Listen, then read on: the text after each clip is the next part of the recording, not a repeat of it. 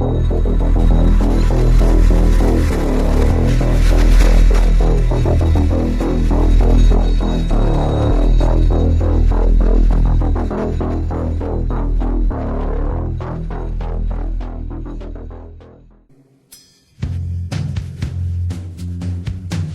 name is Nassine Saabs.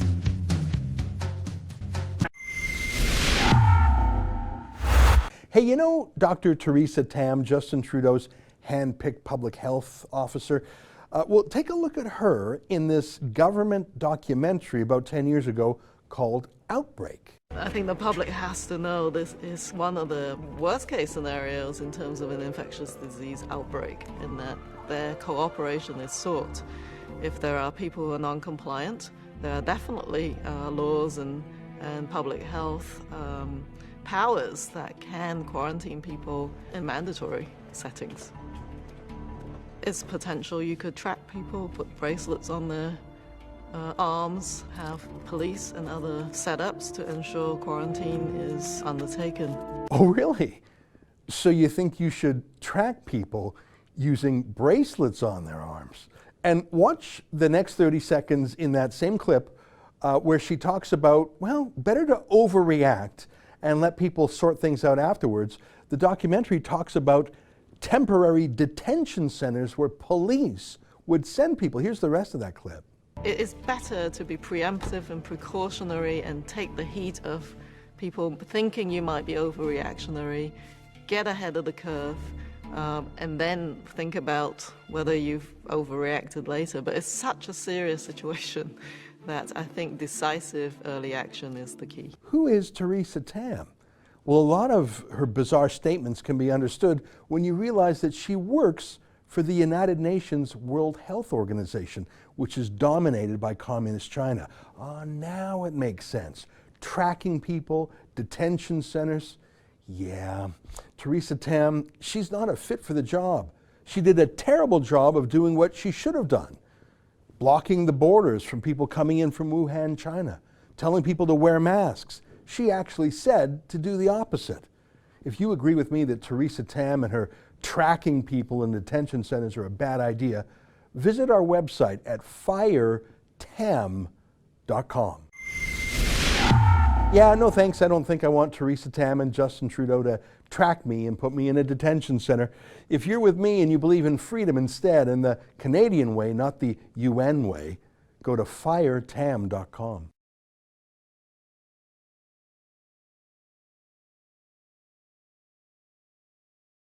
It's so evil what's going on.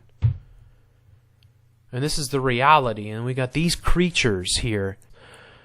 But this person here, being involved in that frickin' documentary. And I'll see if I can find it here. Probably not. You know how YouTube search works? But, there, I'm signed into my music account. But I'll put Theresa Tam. I spelled it without the H here. And I'll put NFB. See if that comes up here. See if I can find it. And we'll look here. And we'll search. And I'll just put Tam. Hopefully that'll bring it up. It looks like it's been taken down. Oh, there it is. So there it is. I just wanted people to see this. This was published here on April the 28th. So what I showed here was Theresa Tam was in this documentary, and they were showing, this is from 10 years ago, folks. 10 years ago.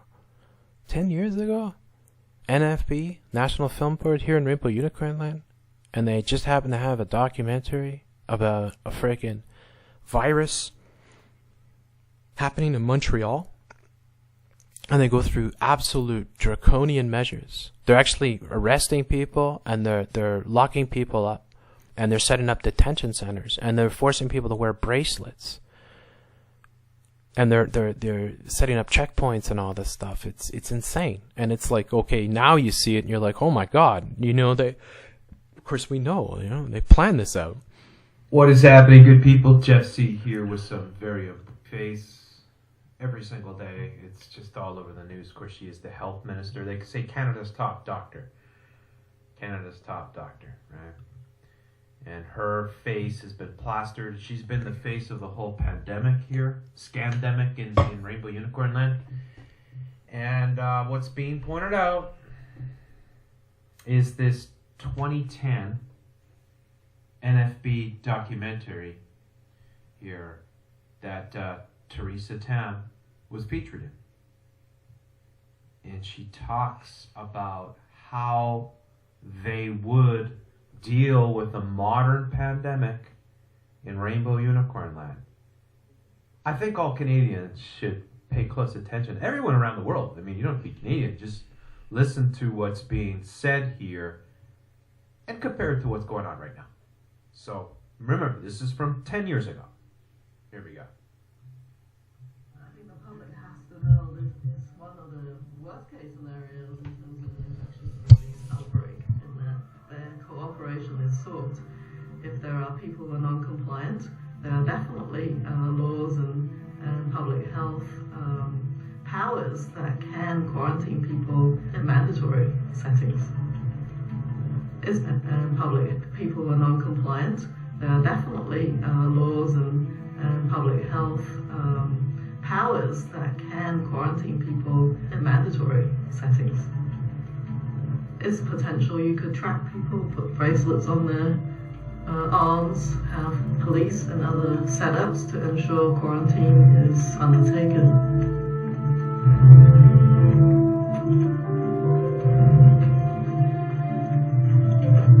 It is better to be preemptive and precautionary and take the heat of people thinking you might be overreactionary, get ahead of the curve, and then think about whether you've overreacted later. But it's such a serious situation that I think decisive early action is the key.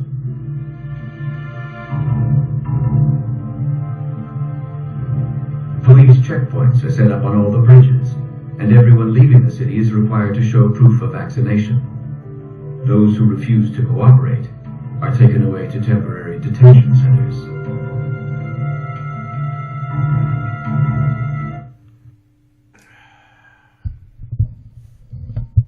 So that was my video from April 28th this year. I'm surprised it's still up. And you notice what she says, it's better to be ahead of the curve.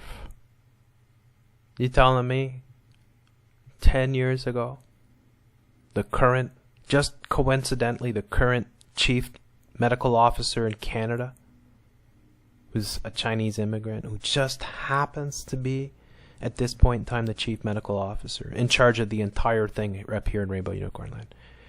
And she was advocating back in 2010 that they would have to go in and arrest people and set up detention centers and then use identification and track people and use bracelets and all this stuff and set up checkpoints and all that. And they actually show you police arresting people and handcuffing people and taking them away. It's just unbelievable, folks. It really is. So, you know, we all need to do the best that we can to try to, like that, more than 166 vaccines. It should just be 666, but Tam questions about how Canadians should psychologically prepare for the future. I mean, how do you prepare? Look what these people are doing to us. Look what they're doing. Look what they're doing to the children. Look what's happening. You could see it all around you. You can see the effect on the kids. You can see the effect on people. You see the effect on just going grocery shopping, which they want to ban. They want to do all this stuff to us, folks. And the more that we allow them to do it, the more they're going to take the ball down the field. It's really out of this world. Anyways, I hope you're hanging in there.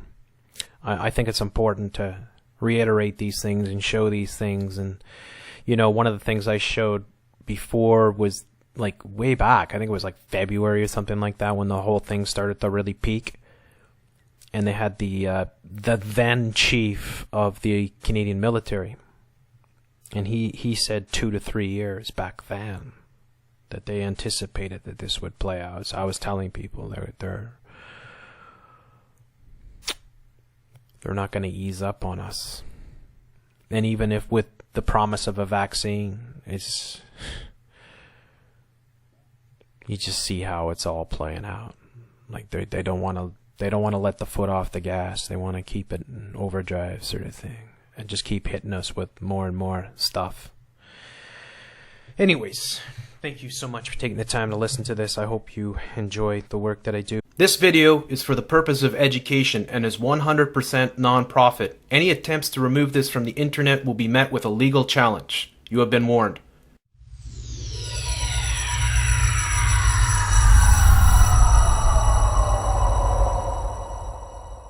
Hello folks, the following video is a mirrored version of the original, at which I have the links posted down below. So please subscribe to that channel as well. They have lots of great information. And if you're new to mine, welcome. Join in on the conversation, and you'll see many videos to come.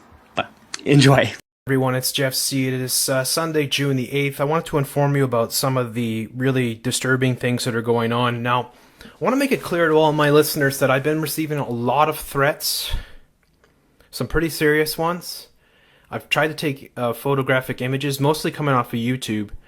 But just in case anything happens to me, you'll know for sure, right? Because right now, I'm trying to expose what has happened here in Moncton. And taking on the RCMP, right? I mean, with all the resources that they have at hand, they're not going to take this lightly, and they're not going to let me expose them if they can somehow prevent it. So I'm taking a big chance here covering this later. Now, I want you to show you that I'm being censored on Twitter. And I'll prove it to you right now by showing you this. Here is the search for Moncton Spirit. And here's 51 minutes ago. You will see none of my posts. They have been taken off. They're being censored. Nowhere. You see 5 hours. I put up dozens of these tweets, and they are all being taken down, or they're all being censored. You won't see any of my stuff here. None. All the Monktons, all the good people of Moncton who are innocent victims and they are they're being manipulated by the corporate media, and they don't know. They don't realize it, and they're giving their money and they're giving their their support to something that is carried out by the RCMP and elements of the government and the corporate media, who are definitely involved. So I'm a big target right now in Canada, and I want everyone to realize that the only strength that I have is my listeners and all my followers and the constant support that they give me. And if anything happens to me, you know for sure that they're taking me out. I'm trying to reach people with this nasty thing that is called the truth, right? And as a result, I am a target. So thank you very much for listening, and I wish you all the very best.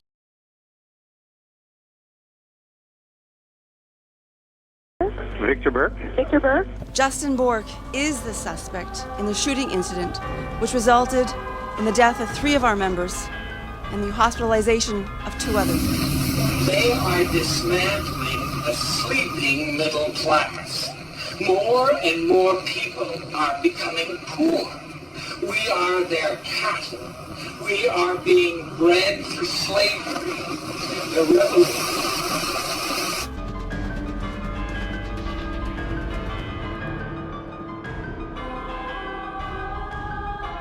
There are no limits. It figures it would be something like this. Our idea of vision. Excuse me. Just survive. You know, you look like your head fell on the cheese dip back in 1957.